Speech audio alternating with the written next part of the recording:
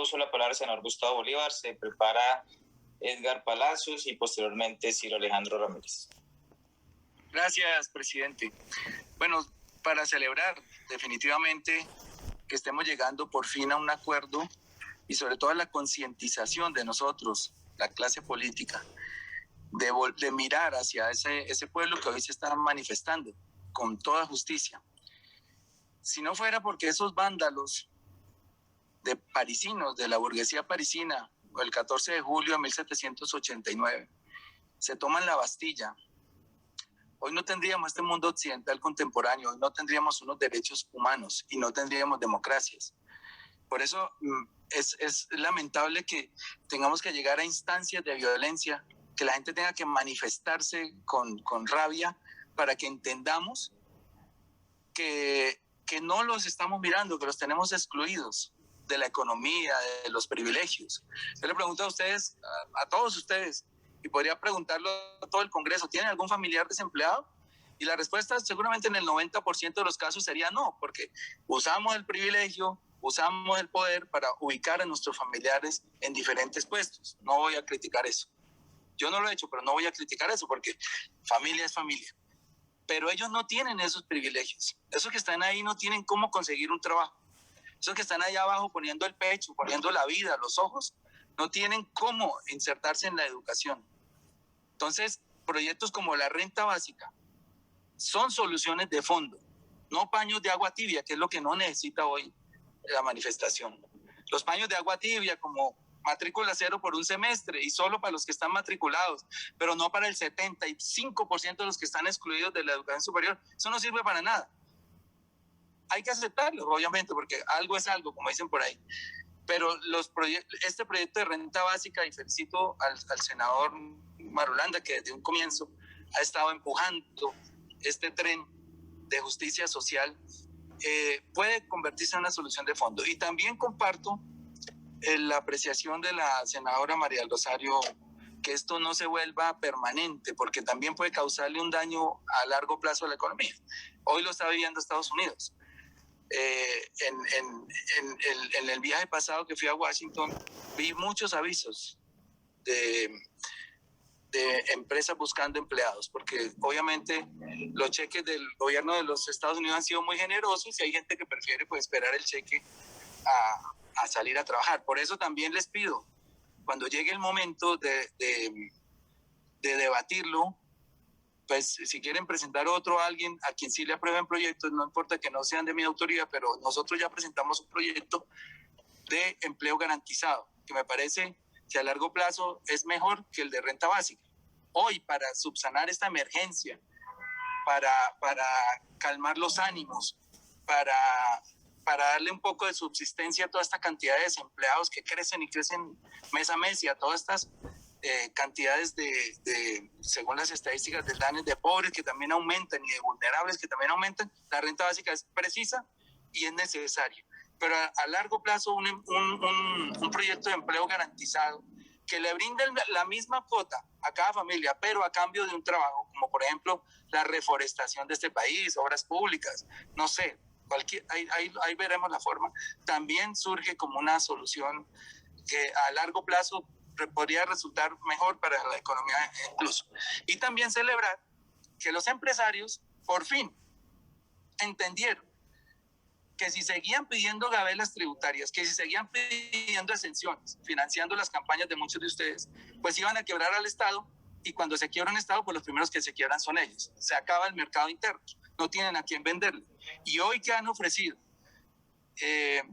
financiar la próxima reforma tributaria, a mí me parece prácticamente un cuento de hadas, no lo podía creer.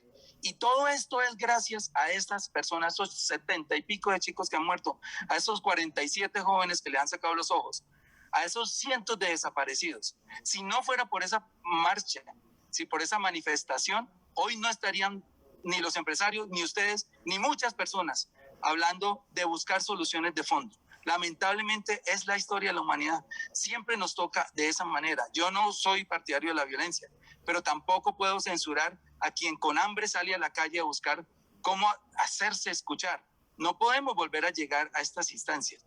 Y si nosotros no buscamos soluciones de fondo, como esta de la renta básica, o del empleo garantizado, o de la educación superior universal gratuita y con cobertura para todos, incluso llegar al tema de la salud, pues seguramente esta manifestación simplemente se va a aplazar y el estallido social va a quedar ahí inflándose como un globo, esperando otro presidente torpe como el presidente Iván Duque que lo pinche con una reforma tributaria que pretendía, no obstante el desempleo y la pobreza, sacarle de los bolsillos de las neveras, de lo que no tienen a los pobres, vía IVA a los alimentos, y a los de la clase media vía impuestos a sus paupérrimos salarios. Y se vuelve a pinchar el globo y vuelve y estalla. Ya que estamos en el plan de concientización y en el plan de haber adquirido esa conciencia de que este país no son solo los políticos, que los privilegios no solamente somos para nosotros y que tenemos que ser empáticos con los que no tienen eso, pues lo celebro, lo apoyo y les pido que esa comisión actúe muy rápido.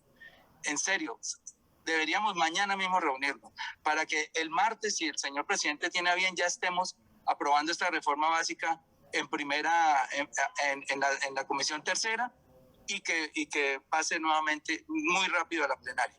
Les agradezco mucho el tiempo. Gracias, amigos. Gracias, senador Gustavo Bolívar. Tiene el uso de la palabra el senador Edgar Palacios, al lista Ciro Alejandro Ramírez y posteriormente el senador Hoyos. Gracias. Gracias, presidente. Buen día para todos los colegas. Indudablemente, pues celebro que estemos llegando a unos consensos importantes para el país. El diagnóstico está claro, en muchos sentidos. Somos el país más desigual, algunos dicen que del mundo. El primero, otros nos ubican en el tercer puesto, otros nos ubican en el séptimo. Somos el país más desigual también de América Latina, otros nos ubican en el segundo lugar, con un índice de Gini entre el 0,54 y el 0,61. Con más de 22 millones de personas en la pobreza, con un déficit fiscal estructural de 20 billones anuales. En fin, ahí tenemos un diagnóstico complejo.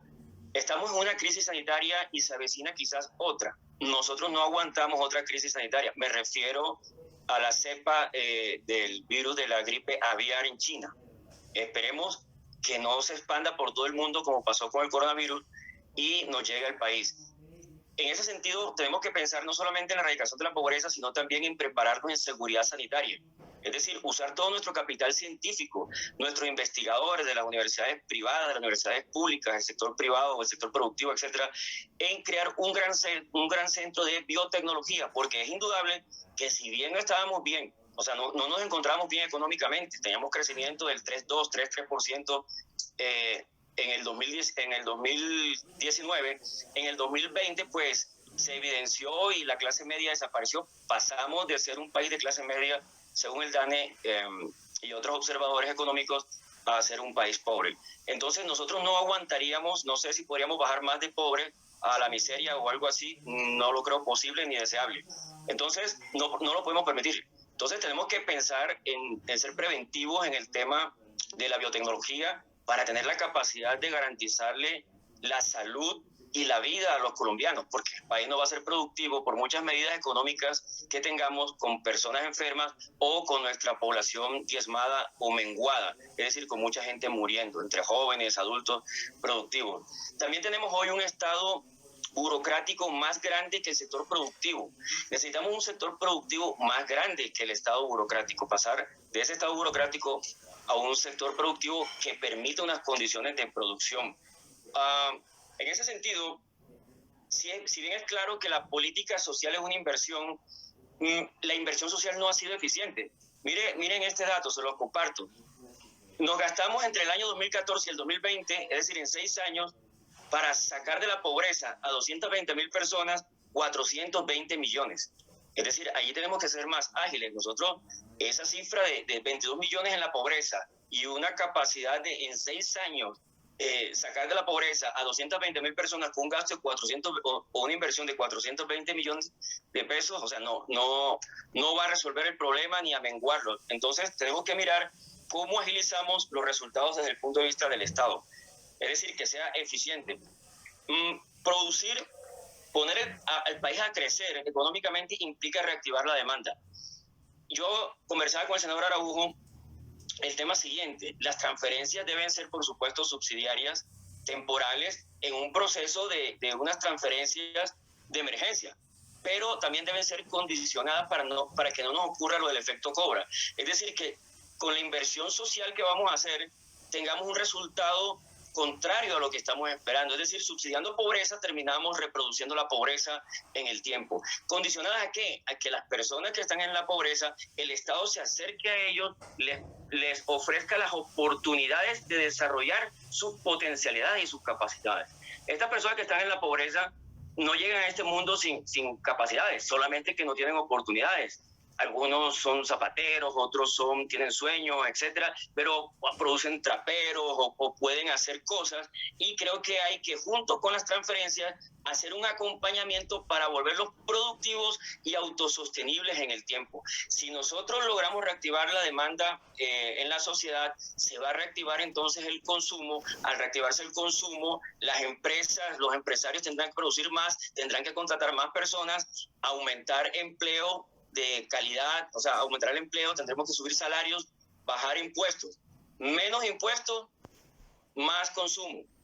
Más impuestos implica menos consumo. Hay que devolverle mediante una reforma tributaria estructural también a las personas su dinero para que lo puedan gastar. Entonces, la clave es lograr o buscar lograr el pleno empleo reactivando la demanda a través de volver productivas a las personas que están en la pobreza, en vulnerabilidad o incluso, pues, es muy fea esa palabra de la miseria, pero pues también se utiliza. Entonces, en ese sentido, es clave volverlos productivos. Por eso tienen que ser condicionadas, un ingreso mínimo vital condicionado con subsidiaria o temporal para poder no caer en el efecto contrario de subsidiar la pobreza y reproducirla. Entonces, allí es fundamental que si no tenemos crecimiento económico, no vamos a poder. Hoy tenemos un crecimiento económico del 1.1% en el primer trimestre, cifra del DANE.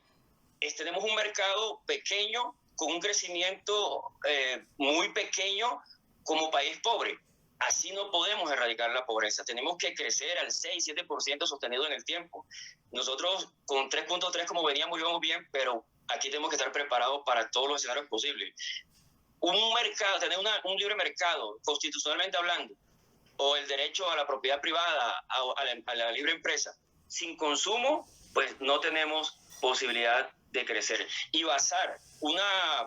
enfrentar una política social o buscar los recursos a través de una política inflacionaria, emitiendo o endeudando más al país con una deuda externa que está por encima del 70% del PIB, el equivalente, no conviene para los colombianos, porque al final, si cada colombiano hoy nace con casi 7 millones de pesos en deuda, sin haber comenzado a producir ni a prepararse para producir, imagínense si recurrimos a estos mecanismos. Entonces, debemos pasar de un Estado burocrático más eficiente para la erradicación de la pobreza, para generar pleno empleo, crecimiento y desarrollo económico, pasar a un Estado productivo, y con un sector productivo que sea más grande que el Estado burocrático. Gracias, presidente.